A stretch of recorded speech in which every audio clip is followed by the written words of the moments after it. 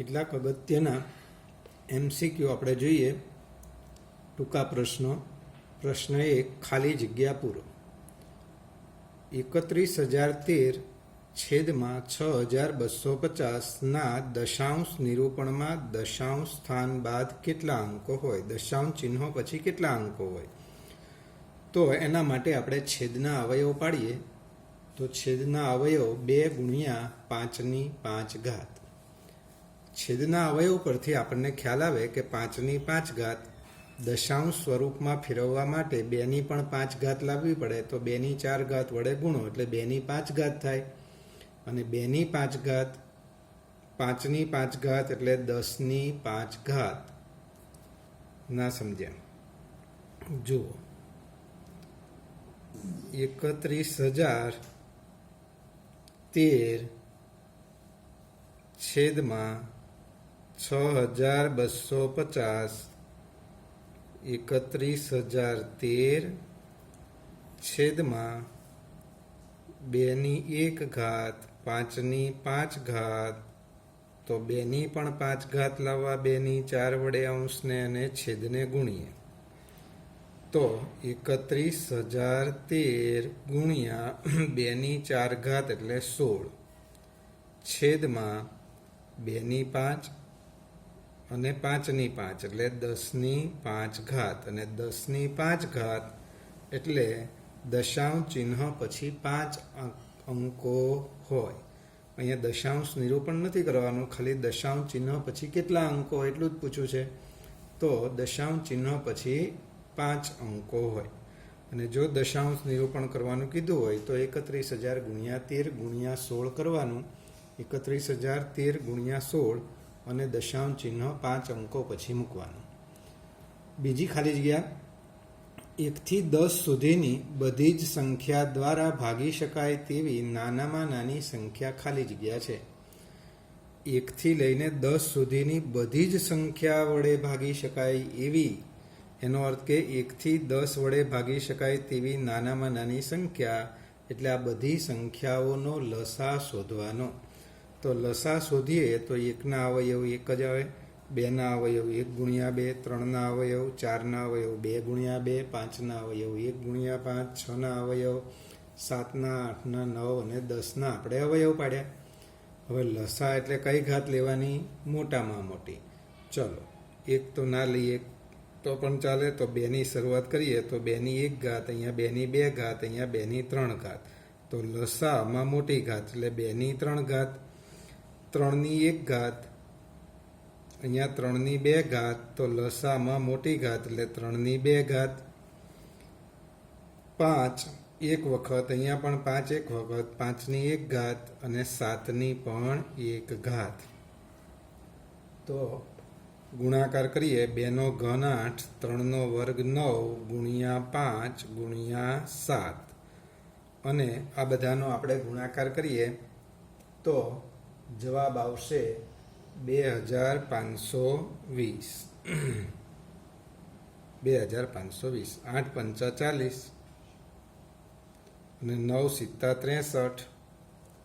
અને ગુણાકાર કરીએ તો 4×3 = 0 × 0, 4×3 = 12નો બગડો, વધી 1, 6 × 4 = 24, 2,520.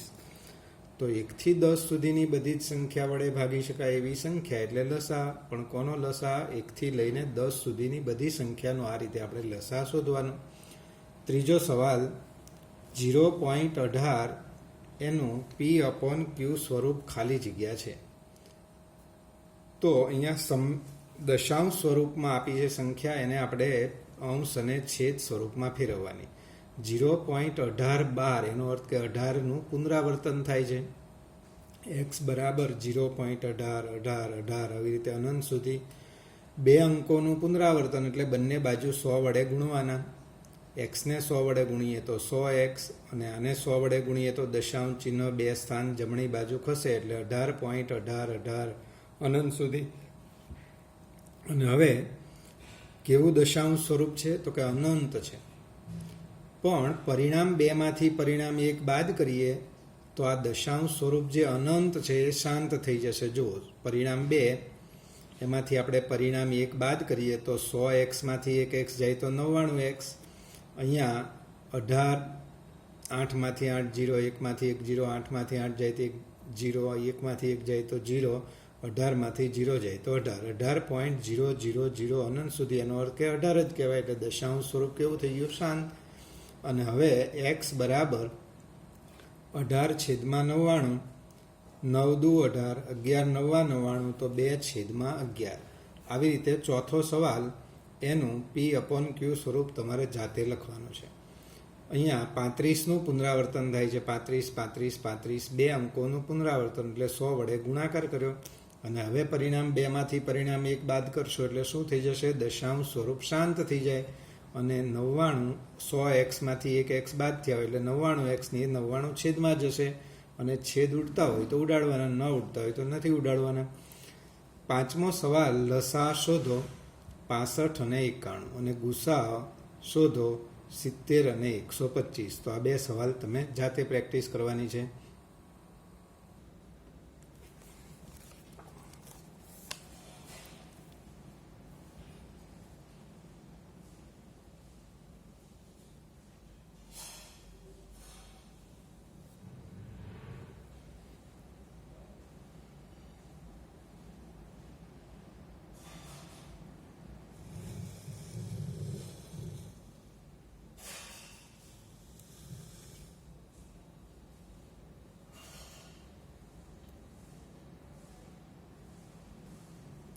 બે ધન પૂર્ણાંકો a અને b માટે જો ગુસા ab બરાબર 13 અને લસા ab બરાબર 455, તો એ 2 સંખ્યાનો ગુણાકાર શોધો. તો અહીંયા તો આપણે મિત્રો સૂત્ર જ લખવાનું છે કે ગુસાઅ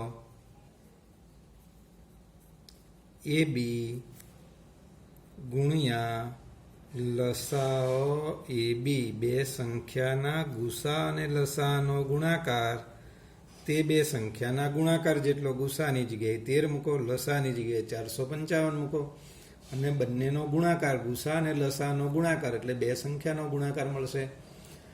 ત્રીજો સવાલ, નીચે આપેલા અવયવ વૃક્ષ પરથી x અને y ની કિંમતો અનુક્રમે ખાલી જગ્યા મળે. તો એક્સના અવયવ પાડ્યા 2 અને વાયના અવયવ 3 અને 77, 77ના અવયવ 7 અને 11. હવે વાયની કિંમત શોધવી છે, એના 2 અવયવ 3 અને 77, તો એનો ગુણાકાર કરો એટલે તમને વાયની કિંમત મળશે 3 ગુણ્યા 77, એટલે આવશે વાયની કિંમત 231. 3 સિત્તા 21 વધી 2, 3 સિત્તા 21 ને 2 23, એટલે 231 આવશે વાયની જગ્યાએ. હવે 231 અને 2 એ કોના અવયવ છે? એક્સના. તો 231 અને 2નો ગુણાકાર કરો એટલે 462. તો આ બંનેનો ગુણાકાર એટલે વાય, અને વાયની કિંમત જે મળે એનો 2નો ગુણાકાર કરો એટલે એક્સ. 10મો સવાલ, એક્સ એ √2 અને √3 વચ્ચે આવેલ સમમેય સંખ્યા છે. તો અહીંયા આપણે √2 અને √3 એની વાત કરીએ તો 2નું વર્ગમૂળ એનું દશાંશ સ્વરૂપ અનંત અનાવૃત હોય. પણ આપણે એક દશાંશ સ્થળ સુધીની વાત કરીએ તો 2નું વર્ગમૂળ 1.4 અને 2 દશાંશ સ્થળ લઈએ તો 1.41. 3/√3નું દશાંશ સ્વરૂપ અનંત અનાવૃત અસમય સંખ્યા, એટલે દશાંશ સ્વરૂપ અનંત અનાવૃત. પણ એક દશાંશ સ્થળ લઈએ તો 1.7 અને 2 દશાંશ સ્થળ લઈએ તો 1.73. તો આ √2 અને √3ની કિંમતો થઈ. હવે આપણે વિચારો 4/5 દશાંશ સ્વરૂપ આવે 0.8, ઉપર નીચે 2 વડે ગુણો. 5 તેરી 15, 5 દુ 10, એટલે દશાંશ સ્વરૂપ 1.5. 3.4, 3 ને 4 વડે ભાગીએ તો 0.75, અથવા તો 25 તેરી 75, 25 ચોક 100, દશાંશ ચિહ્ન 2 આંકડા પછી. અહીંયા 1.2 વડે ઉપર નીચે ગુણ્યા. હવે વિચારો કે આ બંનેની વચ્ચે હોય એવી સંખ્યા 4 માંથી કઈ સંખ્યા 1.41 ને 1.73ની વચ્ચે આવશે? તો 1.5. તો 1.5 એટલે 3/2 એ √2 અને √3 વચ્ચે આવેલ સમમેય સંખ્યા છે. ટૂંકમાં જવાબ આપો 91 અને 143નો ગુસા કેટલો થાય? તો ગુસા તમારે શોધવાનો છે, અવયવ પાડવાના અને ગુસા શોધવાનો. એ જ રીતે લસા શોધવાનો છે. આગળ સવાલ આવી ગયો પહેલા દાખલાનો પહેલો જ કે કેટલા દશાંશ ચિહ્ન પછી કેટલા અંક હશે? તો શું જોવાનું? 2 ની 2 ઘાત, 5 ની 5 ઘાત, બંનેની ઘાત સરખી કરવા અહીંયા કોના વડે ગુણવા પડે? 2ના ઘન વડે, એટલે 2 ની 5 ઘાત થાય. અને 5 ની 5 ઘાત, તો એનો અર્થ 10 ની 5 ઘાત, એટલે 5 અંકો પછી દશાંશ ચિહ્ન પછી કેટલા અંક હોય? 5. 96 અને 160 બંનેને નિશેષ ભાગી શકાય તેવી મોટામાં મોટી સંખ્યા જણાવો. અહીંયા આપણે સમજવાનું છે કે ગુસા શોધવાનો કે લસાઅ? તો કે 96 અને 160 બંનેને નિશેષ ભાગી શકાય તેવી સંખ્યા, એટલે એનો ગુસા. ગુસા વડે આપેલી સંખ્યાને નિશેષ ભાગી શકાય તો તમારે ગુસા શોધવાનો. 52 અને 117 બંને વડે વિભાજ્ય હોય તેવી, એનો અર્થ કે 52 વડે ભાગી શકાય, 117 વડે ભાગી શકાય એવી સંખ્યા, એટલે એનો લસા શોધવાનો. તો એ તમારે જાતે કરવાનું છે. ખરા ખોટા સમજીએ આપણે. 113/250 એનું દશાંશ નિરૂપણ અનંત આવૃત છે. હવે સાચું વિધાન કે ખોટું? તો 250ના આપણે અવયવ પાડીએ. તો 250ના અવયવ પાડીએ તો 2 વડે ભાગો તો 125, 5 વડે ભાગો તો 25, 5 વડે ભાગો તો 5, 5 એકા 5, એનો અર્થ કે 250ના અવયવ આવ્યા 2 ગુણ્યા 5નો ઘન. છેદનો અવયવીકરણમાં 2 અને 5 આવે છે, એ સિવાયની કોઈ સંખ્યા આવતી નથી, એટલે એનું દશાંશ સ્વરૂપ શાંત હોય, અનંત આવૃત ના હોય. અનંત આવૃત ક્યારે હોય? છેદના અવયવીકરણમાં 2 અને 5 સિવાયની કોઈ અવિભાજ્ય સંખ્યા આવે ત્યારે. એનો અર્થ આ વિધાન ખોટું છે. તો પહેલું વિધાન કેવું છે? ખોટું. 32 અને 81 એનો ગુસા 1 છે. વિચારો, 32 એટલે 2 ની 5 ઘાત અને 81 એટલે 3 ની 4 ઘાત. કોઈ અવયવ સામાન્ય નથી, ગુસા 1 છે. ખરું વિધાન. 22/7 સમમેય સંખ્યા છે. વિધાન ખરું છે. અંશ અને છેદ સ્વરૂપ, અને જેને P/Q સ્વરૂપમાં દર્શાવી શકાય તેને સમમેય સંખ્યા કહેવાય. તો આ વિધાન ખોટું છે. 22/7 એ કેવી સંખ્યા છે? સમમેય. અસમમેય નથી. વિધાન ખોટું. પાય કેવી સંખ્યા છે? અસમમેય. હવે તમે વિચારશો કે 22/7 એ અસમમેય. વિધાન ખોટું. એનો અર્થ કે 22/7 સમમેય છે. તો પાય એ સમમેય નથી. પાય એ કેવી સંખ્યા છે? અસમમેય. 22/7 એ પાયનું આશરે મૂલ્ય છે. પાય એનું દશાંશ સ્વરૂપ અનંત અનાવૃત, એ 9મા ધોરણમાં આપણે ભણ્યા હતા. તો પાય અસમમેય સંખ્યા, એ વિધાન ખરું છે. અને 22/7 અસમમેય એ કેવું છે? ખોટું. 49/2નો ઘન, 5નો ઘન, એના દશાંશ નિરૂપણમાં દશાંશ સ્થળ પછી, એટલે કે દશાંશ ચિહ્ન પછી 6 અંક હોય. વિચારો, 2 ની 3, 5 ની 3, એટલે 10 ની 3 ઘાત થઈ. એનો અર્થ કે દશાંશ ચિહ્ન પછી કેટલા સ્થળ હોય? 3. એનો અર્થ કે આ વિધાન ખોટું છે. થોડા વધારાના MCQ જોઈએ. પ્રત્યેક 4 ક્રમિક ધન પૂર્ણાંકોનો ગુણાકાર ખાલી જગ્યા વડે વિભાજ્ય હોય. વિકલ્પો આપ્યા છે, એમાંથી 4 ક્રમિક ધન પૂર્ણાંકો, એનો ગુણાકાર કોના વડે વિભાજ્ય હોય? ધારો કે 4 ક્રમિક ધન પૂર્ણાંકો n, n+1, n+2, n+3 છે. એક એક ઉમેરતા જઈએ એટલે ક્રમિક સંખ્યાઓ કહેવાય. તેથી તેમનો ગુણાકાર n ગુણ્યા n+1 ગુણ્યા n+2 ગુણ્યા n+3. તો આ 4 ક્રમિક સંખ્યાઓ, એનો ગુણાકાર. હવે n બરાબર 1 લઈએ તો n ની જગ્યાએ 1 મૂકી દીધા, અને n ની જગ્યાએ 1 મૂકવાથી 1 ગુણ્યા 2 ગુણ્યા 3 ગુણ્યા 4, ગુણાકાર કેટલો આવ્યો? 24. n બરાબર 2 લઈએ તો ગુણાકાર 2, 2+1, 2+2, 2+3, અને 2 ગુણ્યા 3 ગુણ્યા 4 ગુણ્યા 5 તો 2 તેરી 6 ચોક 24 ગુણ્યા 5. એનો અર્થ કે n બરાબર ગમે તે ધન પૂર્ણાંક લેતા તે 24નો ગુણક થાય અને માટે પ્રથમ 4 ક્રમિક ધન પૂર્ણાંકોનો ગુણાકાર 24 વડે વિભાજ્ય છે. વિચારો, બીજો સવાલ આપણને કીધો છે વર્ગમૂળમાં 4 વત્તા 3 એ સમમેય છે, અસમમેય છે, અનાવૃત દશાંશ સ્વરૂપ છે, પૂર્ણાંક છે. તો વર્ગમૂળમાં 4 એટલે 2 અને 2 વત્તા 3 એટલે 5. હવે વિચારો, 5 એ અસમમેય કહેવાય? ના. સમમેય છે પરંતુ પૂર્ણાંક નથી? ના, પૂર્ણાંક પણ છે. એનો અર્થ કે આ ઓપ્શન પણ ના આવે. અનાવૃત દશાંશ સ્વરૂપની તો વાત જ નહીં આવતી. કેવી સંખ્યા છે? પૂર્ણાંક. તો વર્ગમૂળમાં 4 વત્તા 3 એ કેવી સંખ્યા? પૂર્ણાંક. બે સંખ્યાનો લસા તેમના ગુણાકાર જેટલો, તો તેમનો ગુસા કેટલો થશે?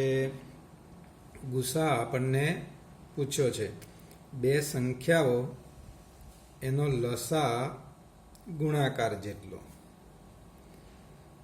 લસા ગુણાકાર જેટલો એનો અર્થ એવો થયો કે તે બે સંખ્યાનો કોઈ અવયવ સામાન્ય નથી. એક પણ અવયવ સામાન્ય ના હોય તો ગુસા કેટલો આવે? 1. 3 સંખ્યા p q r ભિન્ન અવિભાજ્ય પૂર્ણાંક હોય તો તેમનો લસા, ત્રણેય સંખ્યાઓ અવિભાજ્ય છે અને અવિભાજ્ય સંખ્યાનો લસા એના ગુણાકાર જેટલો. એટલે જવાબમાં શું આવશે? p × q × r.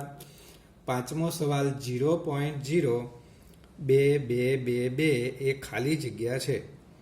સમમેય સંખ્યા છે, પૂર્ણાંક છે, અસમમેય છે કે શૂન્ય? તો અહીંયા 2નું પુનરાવર્તન થાય છે અને 2નું પુનરાવર્તન એટલે દશાંશ સ્વરૂપ કેવું કહેવાય? આવૃત. અનંત અને આવૃત. અને જે સંખ્યાનું દશાંશ સ્વરૂપ અનંત અને આવૃત હોય એને કેવી સંખ્યા કહેવાય? સમમેય.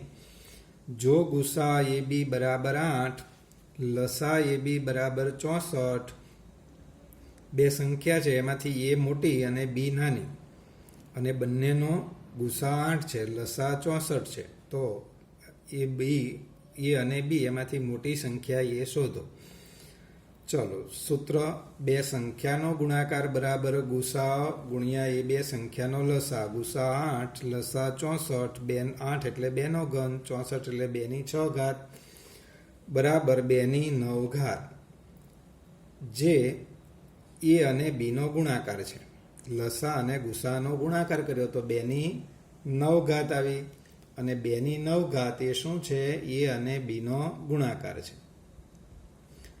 પરંતુ ગુસા એ અને b નો ગુસા 8 છે એટલે કે 2નો ઘન છે, જે બંને સંખ્યા એ અને b નો સામાન્ય અવયવ હોય. 8 એ એનો અવયવ પણ હોય અને 8 એ b નો અવયવ પણ હોય. માટે બીજી સંખ્યા બરાબર બંનેનો ગુણાકાર ભાગ્યા ગુસા એટલે 2/6 બરાબર 64. હવે આમ a બરાબર 64 અને b બરાબર 8. હવે વિચારો કે બંનેનો ગુસા લઈએ તો 8 આવે અને બંનેનો લસા લઈએ તો 64 આવે અને એમાંથી મોટી સંખ્યા એ છે તો એ બરાબર 64. સાતમો સવાલ: ગુસા ab બરાબર 1. એ અને b એનો ગુસા કેટલો છે? 1. તો એ બંને સંખ્યાની બાદબાકી અને બંને સંખ્યાના સરવાળાનો ગુસા કેટલો આવશે? હવે વિચારો કે ગુસા 1 ક્યારે આવે? બંને અવિભાજ્ય હોય ત્યારે. શક્યતાઓ વિચારીએ. એ અને b કાં તો બંને એકી સંખ્યા હશે, કાં તો બંનેમાંથી એક સંખ્યા એકી અને એક સંખ્યા બેકી.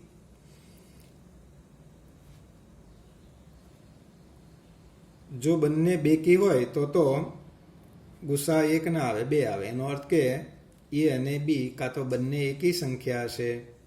હવે બંને એકી સંખ્યા હોય તો એની બાદબાકી હંમેશા બેકી થાય અને સરવાળો પણ બેકી થાય એટલે ગુસા 2 થઈ જાય. મિત્રો સમજ્યા? બંને સંખ્યા એકી, કોઈ પણ બે એકી સંખ્યાની બાદબાકી કરો તો કેવી સંખ્યા મળે તમને? બેકી સંખ્યા મળે.